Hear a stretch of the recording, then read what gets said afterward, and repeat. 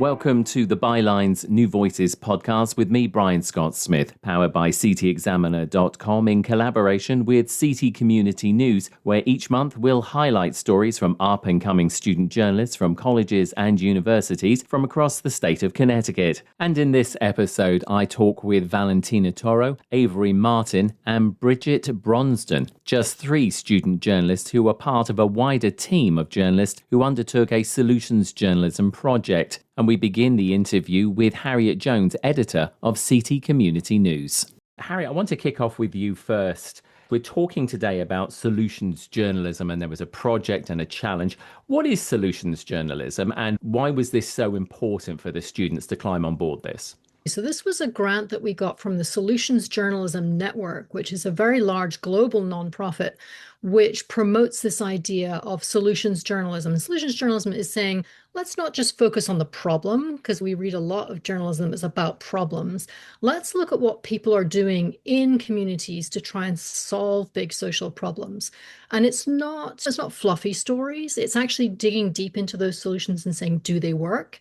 Can they be replicated? What are the limitations? So it's very hard-hitting and rigorous journalism, but it's solutions-focused rather than problems-focused. And the Solutions Journalism Network, every year since 2022, they have brought together a student media cohort to teach students how to apply this solutions lens and put together a project. Valentina, we'll talk about your article in a moment, but you were one of the student coordinators. Explain to us what that role involved. So I was one of the student coordinators of Southern Connecticut State University.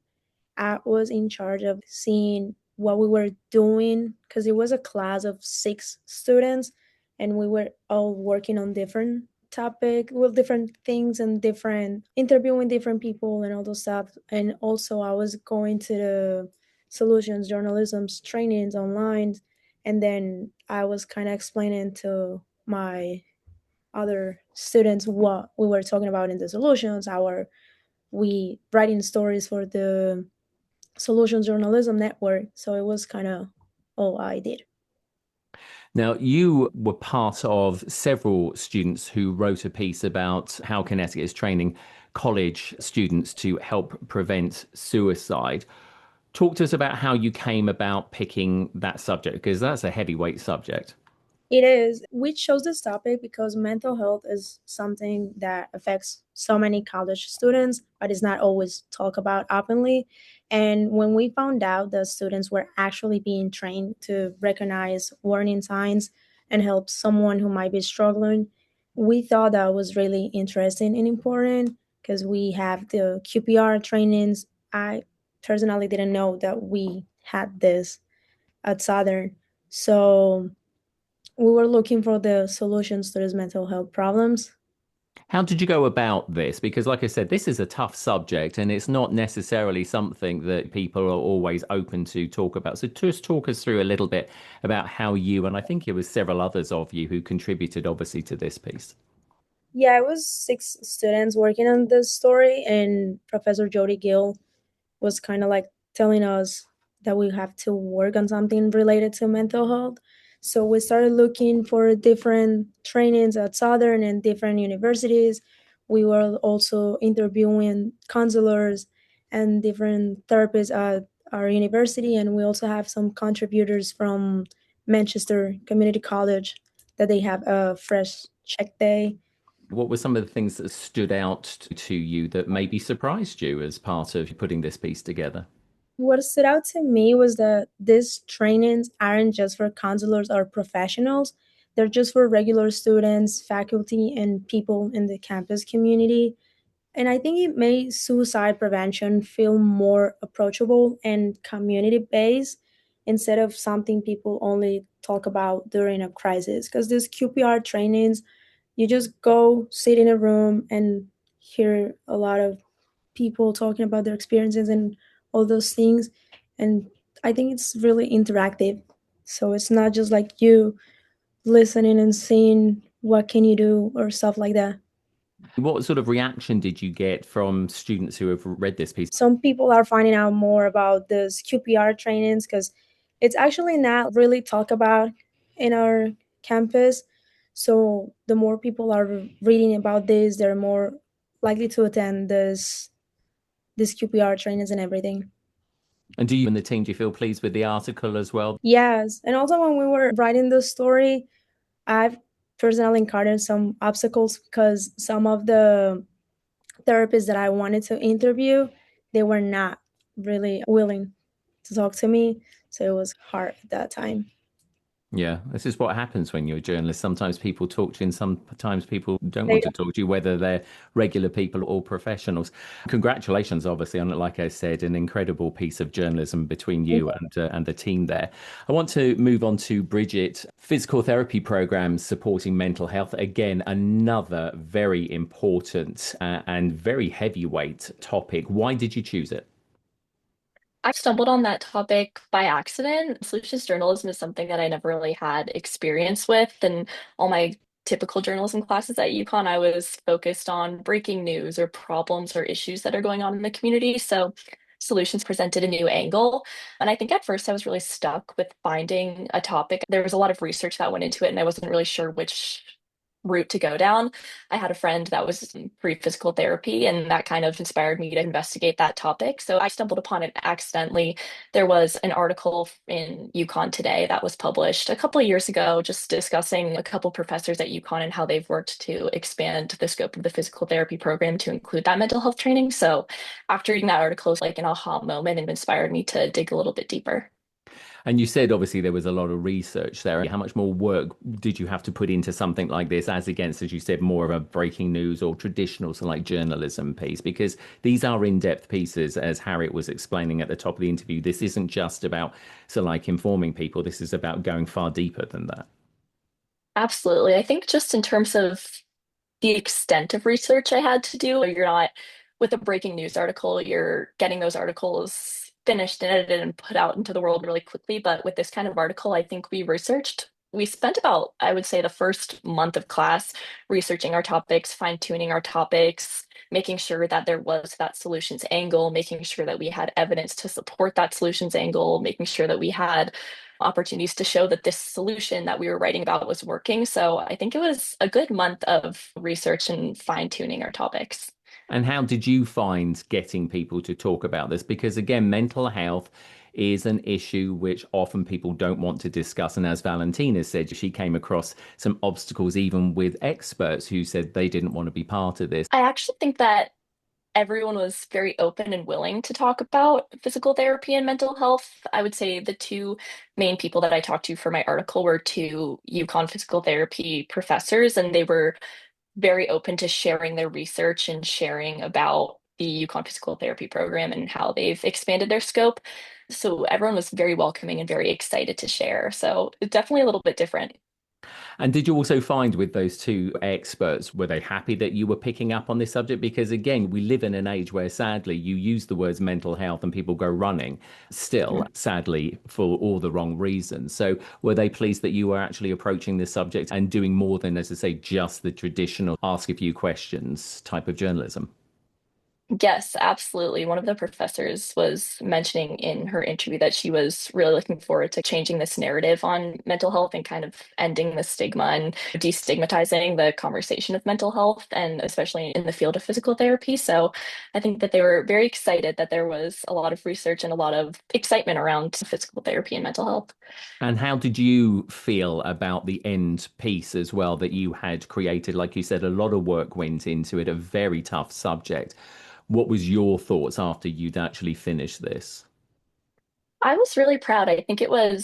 I'm a senior at UConn, so the piece was, I think, a nice little way to wrap up my journalism career at UConn, because as I've mentioned, a lot of the stories that I've previously written about focus on problems and things that are going wrong and issues in the community. So I think this was a nice change of pace and very forward looking. One of the things that I was able to do for that story was attend the UConn Physical Therapy program has a Movement for Life lab where I think it's a once a week program where they have members from the community who are survivors with Parkinson's disease. It's an exercise opportunity for those individuals, and it also builds peer support and community for those individuals with Parkinson's disease. So I was able to attend one of those classes and take photos. So I don't know, that was a really, I think, a nice way to end my journalism career. It was very forward looking, very positive, and showed all the good things that are going on in the community. And did the people at that particular event, did they appreciate the fact that, again, you were there helping to explain, but also give more than just an explanation? You put real meat on the bones of this particular subject. Absolutely. I was a little bit nervous to attend at first because, of course, these are real people that are in a class engaging in an exercise program. So I wasn't sure if they were going to be hesitant about the photography, but they were very open, very accepting, very welcoming, and they seemed to really enjoy talking about what the Movement for Life Lab has done for them and how the UConn physical therapy program has positively infected them. So yeah, they were very welcoming. Again, congratulations on a very great piece of journalism. And finally, we're turning to Avery Martin. You did a piece, Avery, about young men of colour. This subject has come up before about barbershops, but it is an incredibly important one where people would often dismiss it because it's like it's a barbershop. What's so special? So, talk to us about why you wanted to go after this particular subject, and also how were you dealt with, because you're dealing with men, you're a woman. Were there any challenges there? Yeah, I was not in the classes at Southern that were dealing with the solutions journalism. I think Valentina and some of her classmates are a year or two younger than me. I just graduated, so I did this on my own. Harriet approached me because I've written for the collaborative numerous times and asked me if I wanted to do this. At first, admittedly, I was a little bit hesitant because the mental health thing isn't something I've written about before, but also my mom is a mental health professional, so it's one of those things where it's like I don't want to do what my parents do. But I thought the subject was really interesting and I had no experience with it, quite obviously. There's an event at Southern for anyone, it's open to anyone, but specifically for men of color and especially young Black men to come get their hair done. It's free for them to get their hair done 3 times a semester. And Southern's a very diverse campus, but something I was told a few times is that there's a lot of men of color and young Black men, there's not really a set place for them to gather. And something like a barber shop, and of course, I had no experience about this, didn't know about this, but it's a real cultural thing for young men of color, especially Black men. Getting their haircut is a place not only to simply get their haircut, but to talk about anything from politics to religion to mental health. And then I spoke with an expert on actually this subject, which seems sort of niche at first, but there is research on it. And I spoke to a researcher who dealt with this topic, and he talked about how barbershops in these communities have prevented suicides from happening. So it really is not just like a get your hair done and you're out thing, it's a deep cultural thing. And whereas Southern's a very diverse place, a lot of the men that I spoke to felt like one quote specifically stuck out to me was there's a lot of us, but we don't have a specific place to gather. And having some place where a barber shop where they can get their hair done for those who live on campus, it's a great opportunity to not have to go off campus to somewhere they don't know, to get their hair done with people that look like them and to be able to speak about issues that affect them. How open were they to having a conversation to a white woman at the end of the day? We're talking about young men of color. Yeah. You're a white woman, and it's Mhm. like you're asking questions about something which is, as you've said throughout this interview Yeah. so far, is something very personal to them. I was quite surprised because everyone was very welcoming. It was a little funny at first. I step in there and it's all young Black men, and then there's me, and I look very different. But everyone was very welcoming. I was quite surprised. Everyone was really happy to talk about it and what it means to them in their culture. As someone who doesn't understand, I was quite interested to hear that. So I told him I didn't grow up with this. So what does this mean in your community? And they were happy to explain what it means. And it's not just a hair cutting thing, it's a social circle. Was there anything that came out of it which was surprising? And I know you said obviously it is a very different cultural situation, so obviously there's that aspect. But were there any comments that people said that particularly you took in and thought, wow, that's not something I would have ever considered at all? Yeah, so for mine, we're still working on editing the article. It hasn't been published yet, but having written it and whatever, I think just I didn't know anything about this. I get my hair done and that's it. uh it's a real sense of community and it really is a cultural thing. There were people there who were not Black, there were men there who were of other races, but it really is a thing for young Black men. And a lot of them who, especially, there were a few athletes there or students from out of state, just told me about how when they came here, to Southern. They didn't know, like, on a practical level, where they'd go to get their hair done that was reliable, but also where could be a place that felt like their barbershops at home. And while New Haven's a diverse community, a lot were unfamiliar with that. And so now bringing it to them at Southern, they didn't have to leave campus. And there was a place where they could meet classmates who were like them and learn about different resources through the school that way. I know you said the piece is still being edited, so obviously it's still being crafted, but are you happy with like how it's come out, and are you pleased that you were pushed to take on a subject that, frankly, as you said, you knew nothing about?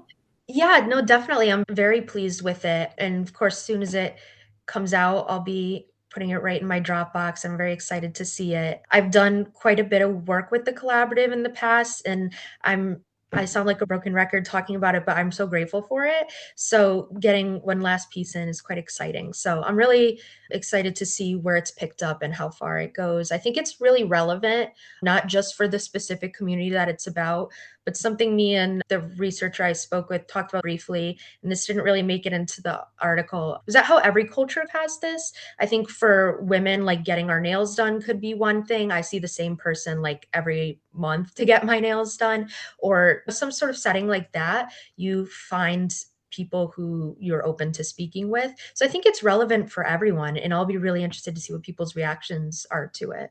Absolutely. And again, congratulations on an incredible piece of journalism. Harry, I just want to have you close this out for us. Why is it so important that not only these three students here, but students learn this other form of journalism at the end of the day?